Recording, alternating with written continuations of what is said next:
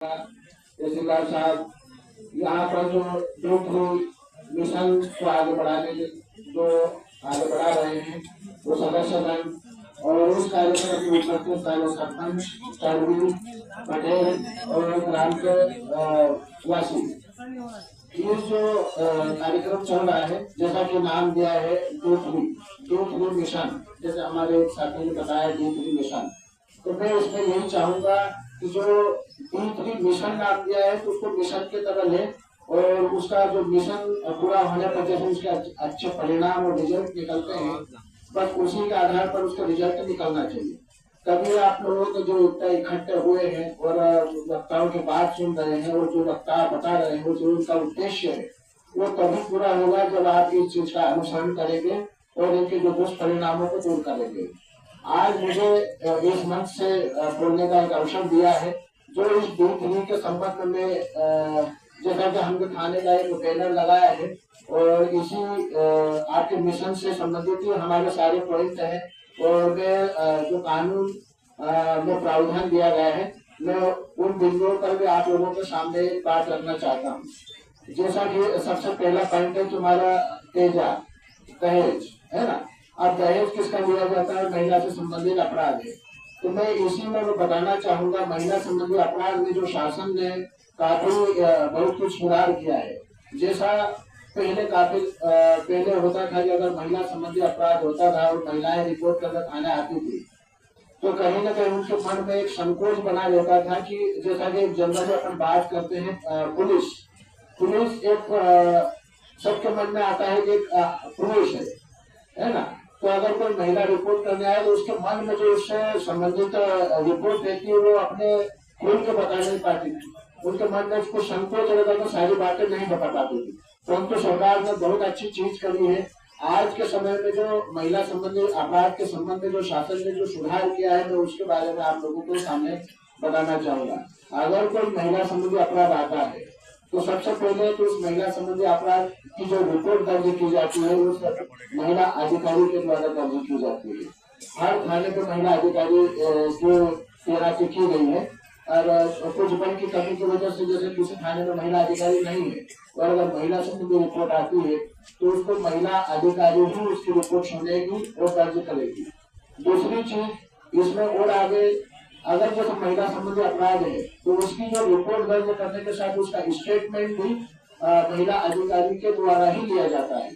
दूसरा उसकी आज के समय में जो नया कानून आया है उस कानून में नए प्रावधान बनाए गए। एक तो उसकी जो रिपोर्ट दर्ज करेंगे उसकी भी वीडियोग्राफी होती है। दूसरी उसके स्टेटमेंट होते हैं उसकी भी वीडियोग्राफी होती है। और जब महिला संबंधी अपराध में अगर कुछ मेडिकल वगैरह कराना पड़ता है हॉस्पिटल जाते हैं तो भी उसमें महिला अधिकारी या कर्मचारी जाती है उसको मेडिकल कराने के लिए। कुल मिलाकर ये सब कुछ इसलिए हुआ है ताकि महिला संबंधी जो मामले हैं उसमें पूरी और अच्छी कार्रवाई हो। महिला बताने में कोई संकोच न करे, वो पूरी बात अपने अच्छे तरीके से बता सकती है ताकि किसी प्रकार की कुछ इन्वेस्टिगेशन में चूक ना हो। दूसरी चीज कि आज अपन बात करें महिला संबंधी अपराधों के बारे में। आज जैसे यहाँ पर मैंने देखा है और भी दूसरी जगह ज्यादातर नाबालिग लड़कियां जाती है और यहाँ पर 70% मेरा ऐसा मानना है कि 14-15 साल की उम्र जैसी लड़की होती है उसी दौरान वो चली जाती है। परंतु आप लोगों को मैं बता दूं कि सुप्रीम कोर्ट का नियम जो है पहले बालक बालिकाएं पुरुष महिला अगर जाती थी तो पूर्ण इंसान की टाइमिंग होती थी।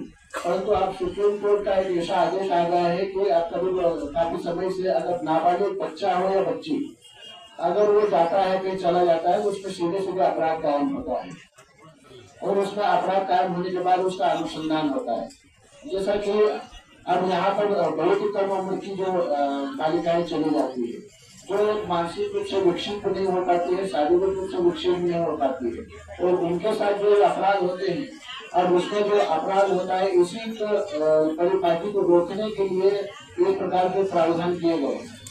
आज जो पूर्व के कानून और आज के कानून में जैसा कि IPC भारतीय दंड संहिता और जो भारतीय साक्ष्य अधिनियम को पुराने लगे थे अब एक नया भारतीय न्याय संहिता आई है उसमें BNS को उसमें जितने भी महिला संबंधी अपराध है उसमें ज्यादा से ज्यादा दंड का प्रावधान किया गया है। और उस महिला संबंधी मामलों को अलग अलग उसका क्लासिफिकेशन किया गया है। जैसा कि आगे महिला संबंधी अपराध में 376 के मामले हैं।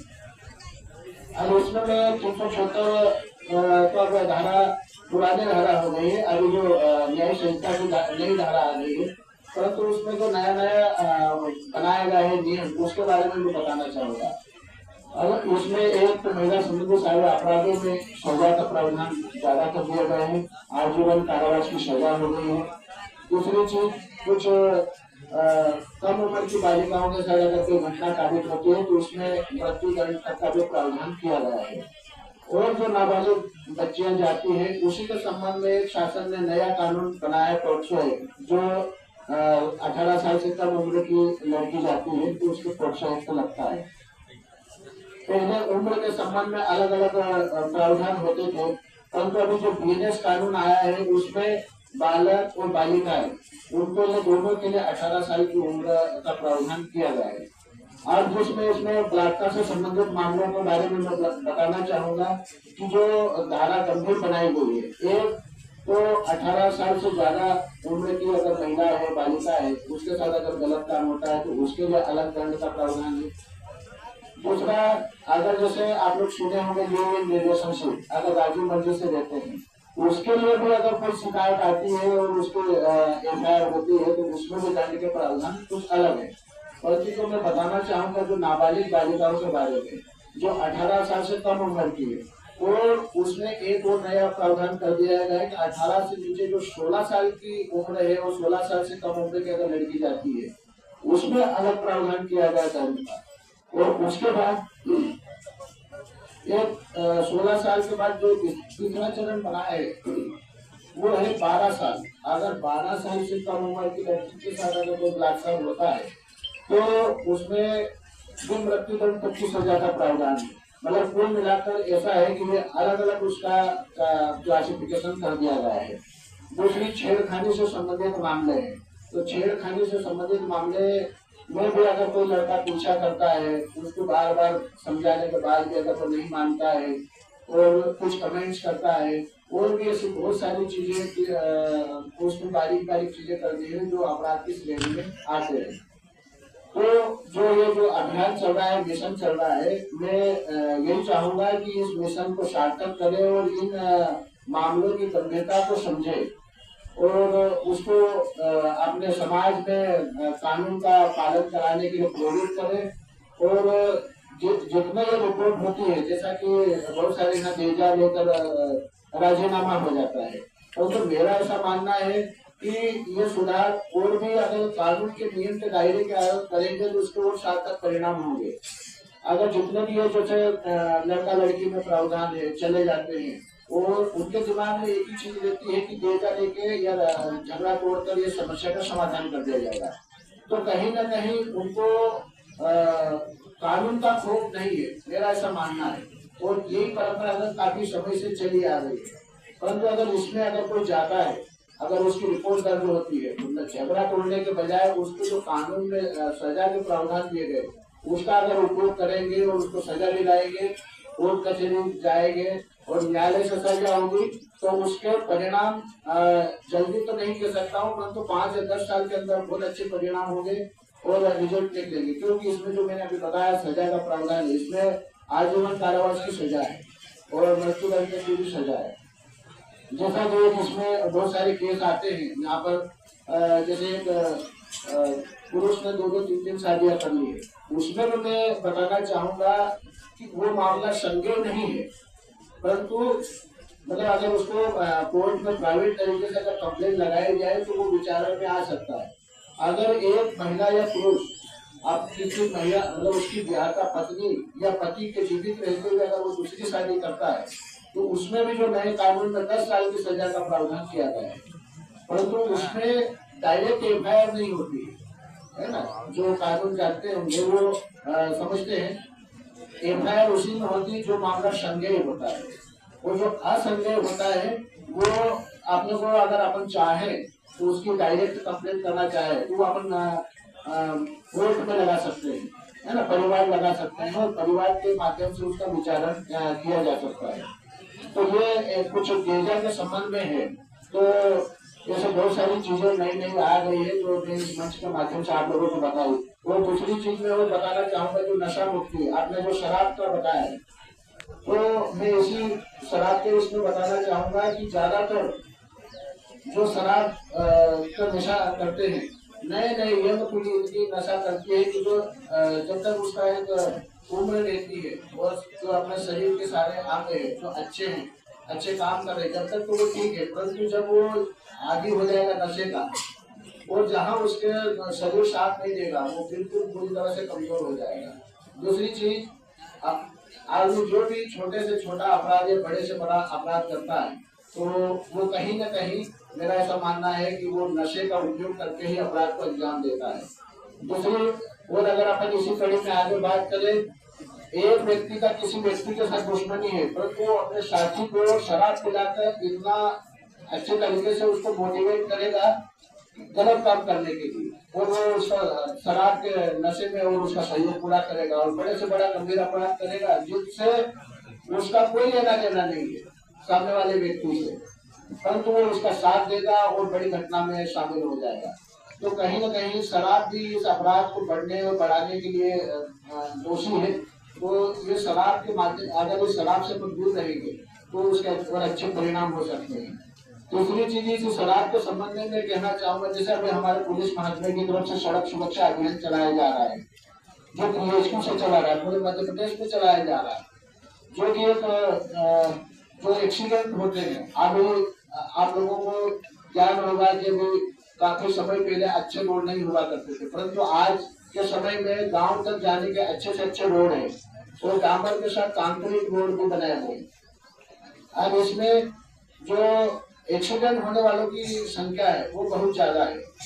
जो अपने देश में एक सर्वे कराया गया था, वो सर्वे में पाया गया कि जो एक बीमारी से और कई अन्य अपराध के कारण जो खत्म होते हैं उनकी संख्या कम है और एक्सीडेंट में मरने वालों की संख्या बहुत ज्यादा है, बहुतायत है। और जो इस पर विचार किया गया, विचार करने के बाद बहुत सारी इसमें सुधार किया गया है।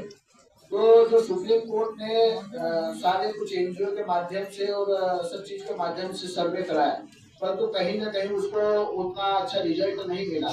तो अब ये पुलिस के माध्यम से इन चीजों के तरफ जोर दिया गया। सुप्रीम कोर्ट ने इस संबंध में पूरे राज्यों को और अपने देश के सारे राज्यों को गाइड कराया है कि प्रतिवर्ष एक्सीडेंट से होने वाली जो संख्या है, मृत्यु दर है, उसमें 10% की कमी लाई जाए।